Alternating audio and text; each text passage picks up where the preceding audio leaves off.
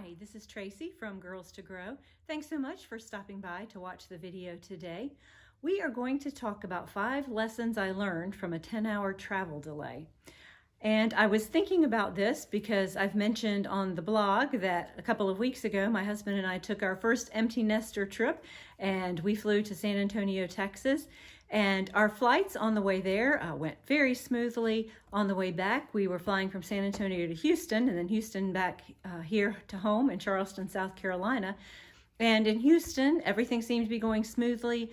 They called us to line up for our flight right on time. We were getting ready to board. And then we were told that everyone could sit back down. There was a mechanical difficulty on the plane. So we waited a little bit, hoping they would get that figured out. And they actually ended up moving us to another plane. So we were delayed hour and a half or so. So it wasn't too bad, but it did remind me of another time when it didn't work out quite so well. And this has been actually a few years ago now. And my husband and our 2 daughters and I were going to do a long weekend in Chicago.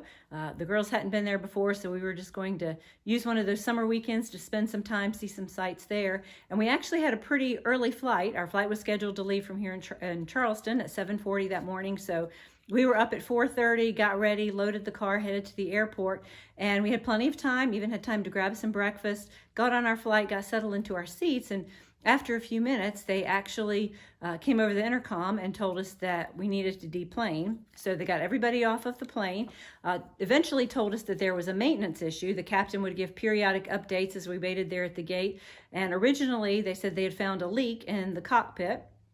And since it was raining and that could lead to instruments in the control panel shorting out, they needed to get that fixed. So we waited on that for a bit. So they had some difficulty sealing it. So then there was another delay. And then finally, they said they weren't able to maintain pressure in the cabin, which was another thing that was important that they take care of. So finally, just before noon, our flight was canceled, but we were able to get tickets for a 3:30 flight. So we decided to leave the airport, go to a nice restaurant, sit down, have a good lunch, and then come back.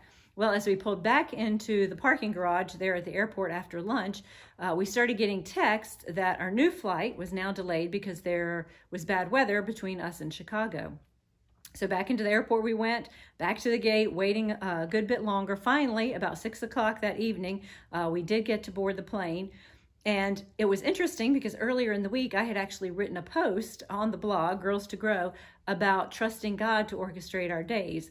And my husband noticed the irony of that because this day was certainly not how we would have orchestrated it, but it was certainly a great chance to try to live out what I had written in that post. So today I wanted to share with you 5 lessons that I learned from that experience.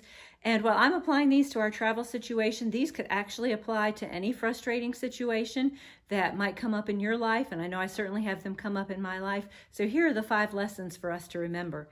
Number 1, God is in control, I am not. How many situations do we face every day that we can't control? We can't control another person's reaction. We certainly can't control the weather or the traffic or even how quickly the checkout line in front of us moves. There's a long list of things that we can't control, but every one of these situations is a chance for us to recognize God's sovereignty and to submit to whatever He has willed for us in that moment. So that's our first lesson, that God is in control and we are not. Number 2, there is always something for which to be thankful. And I actually made a list of a few of those things that day that we could be thankful for. The first one was that they deplaned us quickly once they realized there was an issue. You probably, like me, have heard stories of people sitting on the plane for a couple of hours while different things were tried to be figured out. But we didn't have to sit for long. We were able to get off the plane and at least be there in the airport while we waited for them to repair the airplane. Secondly, we all kept fairly good attitudes throughout the long day. I think I was probably pretty proud of ourselves for that. Thirdly, we were traveling with teenagers, not toddlers. There would have been a whole lot more of entertaining that we would have had to do if we'd had a 2- and 4-year-old as opposed to teenagers.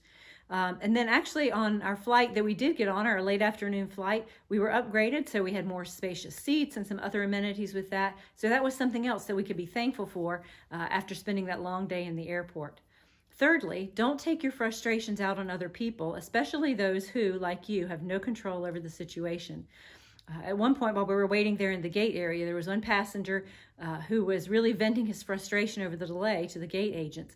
And I remember my husband saying to me, does anybody think that these airline employees or these pilots that they got up this morning saying, wow, I hope that this flight's going to be canceled. Well, of course not. The gate agents, the airline employees, the pilots, they were as eager as we were to get things moving on time, but they didn't have any control over the situation either. There was nothing they could do to get us moving any faster. So just let's remember to not take our frustrations about a situation out on the people around us. Number 4, laughter is good medicine. Now, if you have never been to the airport in Charleston, South Carolina, we'll just say that it's fairly small. There is not a lot to entertain yourself with if you're stuck there for a while. But on one of our strolls through the terminal, our younger daughter and I just walked through one of the little shops looking to see what they had for sale. Well, she grabbed a joke book from off the shelf and started reading jokes to me. Now, admittedly, we had been up since 4:30 that morning, so we were pretty tired and easily entertained. But regardless, the jokes made us laugh and put us in a little bit better mood. So just remember in those frustrating situations, if you can find the humor in anything or find a way to laugh about something, a lot of times that'll ease the stress and the pressure around the situation. And finally, number 5, it's okay to just trust that God knows best without having to know or understand the reason why. I can't tell you what purpose God had in delaying our travel plans that day. As far as we know, we didn't avoid any major catastrophe. There was no person that impacted us or that we impacted that we might not have if we hadn't been on that, or if we'd been on that original flight. So the bottom line is it was just God's plan for us that day to hang out at the Charleston airport and wait for our flight. So our best option was to make the choice to trust his plan and then move on to the next thing.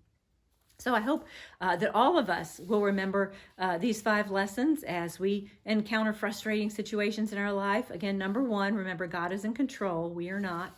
Number 2, there's always something we can be thankful for. Number 3, don't take your frustrations out on other people. Number 4, laughter really is good medicine. And number 5, it's okay to just trust that God knows best without having to know or understand the reason why.